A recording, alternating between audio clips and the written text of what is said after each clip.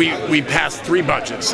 We put the first budget on constitutionally on time on the governor's desk at the end of June, and it grew spending over last year's budget by about 3.2%. Did not increase taxes. The governor vetoed in full. And he also vetoed pension reform and liquor privatization, which would have brought us in additional revenues. So then we gave him another budget in September, and he vetoed that in full. So right before the holidays, we put a budget on his desk, compromised budget, grew spending over last year's more than I would have personally liked by about 3.6%. Held the line really on taxes. The governor wanted, significantly higher growth. Keep in mind, in the economy, the United States of America's growth is less than 1%. This was appropriate. It was a compromised budget. The governor signed almost 90% of it, but I think that he was punitive and capricious in what he blue-lined. I think it was irresponsible. I think the governor should have signed the entire budget or let it become law, and then moved on to discussions about 1617. I think what you're going to see is that the legislature, and I think some of our Democratic colleagues, are going to be supportive of it. I think we're going to want to close this budget, not increase taxes, and then begin discussions afresh on the 1617 budget. We have to be fiscal stewards of people's hard-earned money. The governor wanted to increase the personal income tax by 20%, the sales tax by 10%, expand the sales tax to professional services, daycare, aspects of college tuition. The people of Pennsylvania didn't want it. They want responsible government fiscal stewardship. They want to know what your objectives are and that you're going to hold the line on taxes. First of all, as almost everyone knows, in December the governor did authorize 45% of the total year's school basic education funding formula, and that has been paid out in essence to rescue the schools.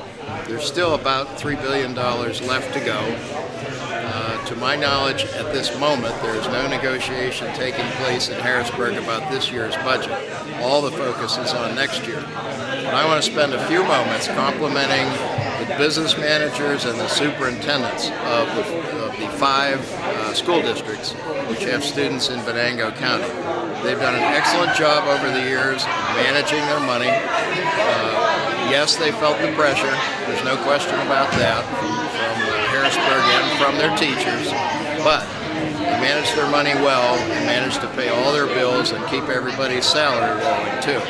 Now it's our job down in Harrisburg at this point to try to get the governor to agree to let that last $3 billion go. And I'm confident that eventually he will do this.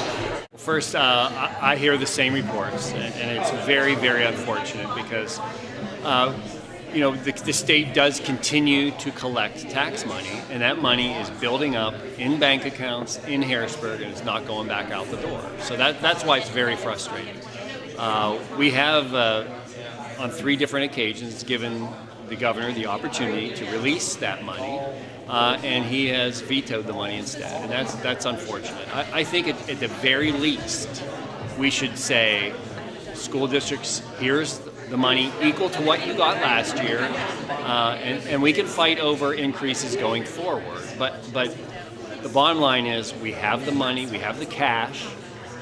It should be going out to the school districts. That is one of the most important things that we do in state government, and is fund our school districts. And it's unfortunate that we've gone this long without finishing the deal. They have gotten money for about half of their budget, but the governor blue lined the other half, and that's why it's been frustrating. But I'm hopeful that we can come to a conclusion before school districts close the door, because that would be a true tragedy. And I know locally our districts are in a little better position, but their time would come too, and that would be unfortunate. So we're going to do our very best.